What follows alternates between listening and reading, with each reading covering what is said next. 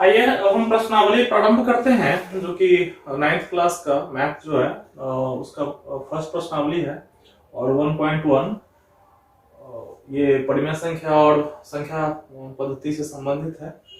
पहला क्वेश्चन है कि क्या शून्य एक परिमेय संख्या है? क्या इसे आप p बाई क्यू के रूप में लिख सकते हैं, जहां p और q क्या है, पूर्णांक है तथा q बराबर 0 नहीं है। ठीक है, पहले क्वेश्चन के फर्स्ट पार्ट को देखते हैं कि क्या शून्य एक परिमेय संख्या है, क्या आप इसे p बाई क्यू के रूप में लिख सकते हैं। तो यस, शून्य एक परिमेय संख्या है। ठीक है, क्यों? क्योंकि शून्य को हम शून्य बाई 1 लिख सकते हैं।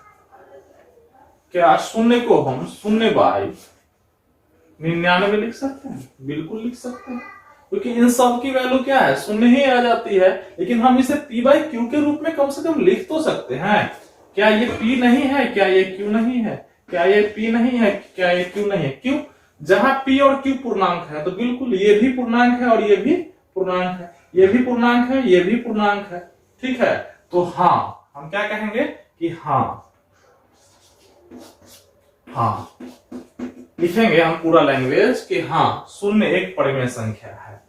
ठीक है, और दूसरा पार्ट है कि क्या आप इसे हाँ बिल्कुल इसे p बाई क्यू के रूप में हम लिख सकते हैं। ठीक है, जहां p और q पूर्णांक है। अच्छा, आपका एक प्रश्न हो सकता है कि सर पूर्णांक में आप केवल पॉजिटिव इंटीजर ही क्यों ले रहे हैं? बिल्कुल, आप 0 बाई -1 भी रख दीजिए, इससे कोई फर्क नहीं पड़ता है। ठीक है, ये भी क्या हो गया, परिमेय संख्या है और 0 इसकी वैल्यू भी रहेगी। ठीक है, तो आप इसे ऐसा लिख सकते हैं, कोई दिक्कत नहीं है। तो हाँ, शून्य एक परिमेय संख्या है, इसे हम p बाई क्यू के रूप में लिख सकते हैं, जहां p और q क्या है, इंटीजर्स है, पूर्णांक है तथा q बराबर 0। हाँ, फिर वही बात कि q बराबर हम 0 कभी नहीं ले सकते, यानी कि नीचे वाला कभी भी हमारा 0 नहीं होना चाहिए। ठीक है, तो फर्स्ट क्वेश्चन आपका ये हो गया।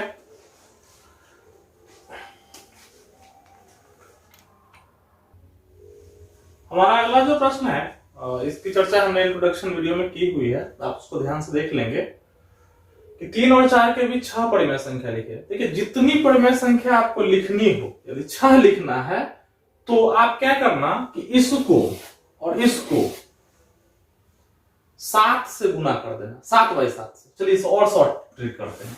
जैसे 3 को भी क्या करेंगे हम 7 बाई 7 से गुना। अच्छा, 7 बाई 7 हम कहां से लाए? फिर वही बात हम बोल रहे हैं कि 6 परिमेय संख्या हमको इनके और इनके बीच में ज्ञात करना है। कितना? 6। ठीक है, तो हम गुना किससे करेंगे? 7 बाई 7 से। यदि हमें 7 परिमेय संख्या ज्ञात करना होता तो किससे गुना करते हैं हम? 8 बाई 8 से। यदि 10 करना होता तो 11 बाई 11 से, यानी एक ज्यादा ले लीजिएगा न्यूमरेटर और डिनोमिनेटर दोनों में। ठीक है, अच्छा ये तो एक साइड हो गया, और इसको भी क्या कीजिएगा, 7 बाई 7 से गुना कर दीजिएगा। तो आप बताइए क्या हो जाएगा आपका? 21/7 और ये हो जाएगा 28/7। ठीक है, और इनके बीच में 6 लेना है। तो अब देखिए, इसको बढ़ते क्रम में लिख लीजिए। 22/7, 23/7, 24/7, 25/7, 26/7 और 27/7। यही क्या हो गया? 3 और 4 के बीच यही जो नंबर्स हैं वो क्या हो गया? इसके बीच की परिमेय संख्या है, हो गई। ऐसा समझ लीजिए कि 6 यदि निकालना है तो 7/7 से गुना कर दीजिए और उनके बीच की संख्या ले लीजिए। जैसे 7/7 से गुना किए दोनों को, 3 को और 4 को भी। ठीक है, तो इतना आया। ठीक है, और इतना आया, और इनके बीच में देखिए 21 से 28 के बीच में क्या है? 22, 23, 24, 25, 26, और बटा में सबका डिनोमिनेटर सेम ही रहेगा, हर जो है वही रहेगा। ठीक है, और इसको जब भाग कीजिएगा तो पता चलेगा कि 3 और 4 के बीच ही वो डेसिमल वैल्यू आता है। ठीक है, तो यही तरीका है। उसी प्रकार भिन्न में भी दे दिया ये क्वेश्चन, अभी संख्या में ये किया था, इसमें भिन्न में दे दिया। 3/5 और 4/5 के बीच में 5 परिमेय संख्या लिखना है। कितना लिखना है? 5। तो गुना किससे करेंगे? 6/6 से। ठीक है, तो आइए देखते हैं। 3/5 को भी 6/6 से गुना कर दीजिए और 4/5 को भी 6/6 से। ये क्या हो जाएगा?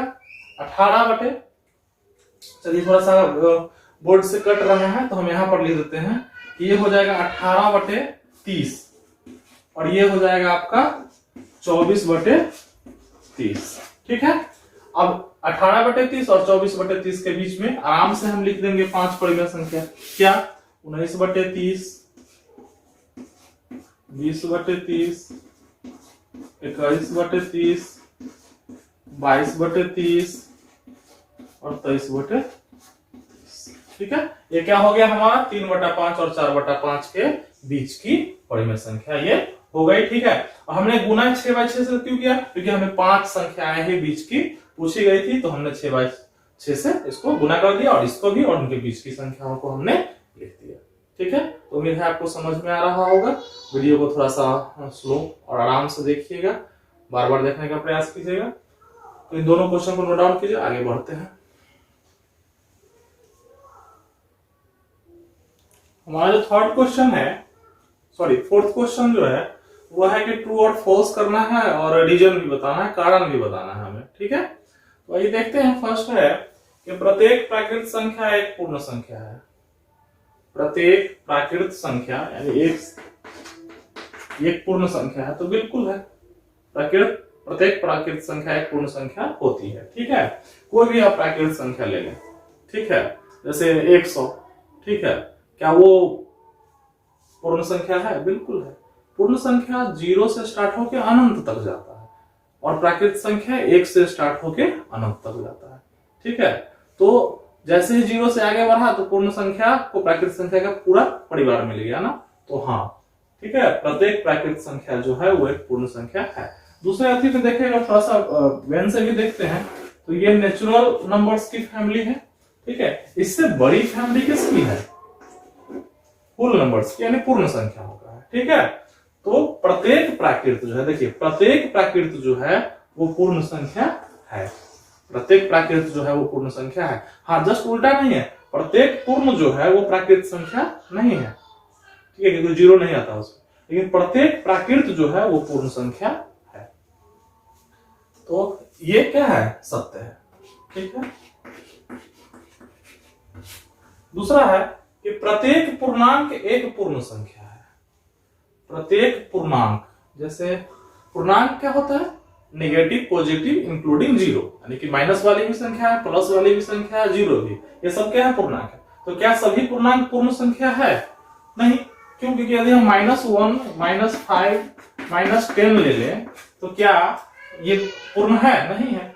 ये पूर्णांक है, लेकिन क्या है? ये पूर्ण नहीं है। यहाँ तो क्वेश्चन हमारा वही कह रहा है कि प्रत्येक पूर्णांक एक पूर्ण संख्या होती है। नहीं, ये तो गलत बात है, ये तो गलत बोला है। ठीक है, प्रत्येक पूर्णांक पूर्ण संख्या नहीं। हाँ, प्रत्येक पूर्ण संख्या जो है वो पूर्णांक है, क्योंकि इससे बड़ा इसका परिवार होता है। ठीक है, जेड से हम इंटीजर को शो करते हैं, पूर्णांक को। ठीक है, तो नहीं, ये क्या है? हमारा असत्य है।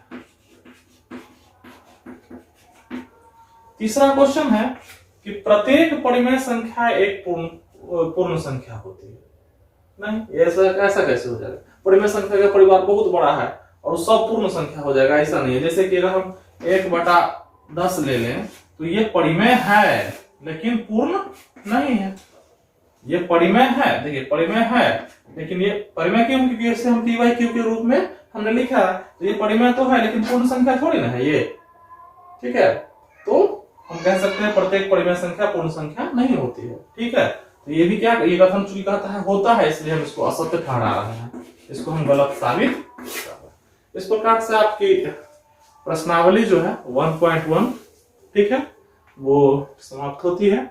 आप इसे अच्छे से नोट डाउन कर लेंगे और समझने का प्रयास करेंगे। वीडियो को 1-2 बार देख लेंगे, क्योंकि नंबर सिस्टम बहुत ही इंपॉर्टेंट रोल प्ले करेगा आगे के क्लासेस में, और जब तक आपका मैथ से वास्ता रहना है तब तक तो आप नंबर सिस्टम को अच्छे से समझ लेंगे। और इसी तरह से वीडियो को देखते रहिए, सतीश सर के वीडियोस को अपना प्यार और अपना जो सहयोग है वो देते रहिए। Thank you very much, keep watching.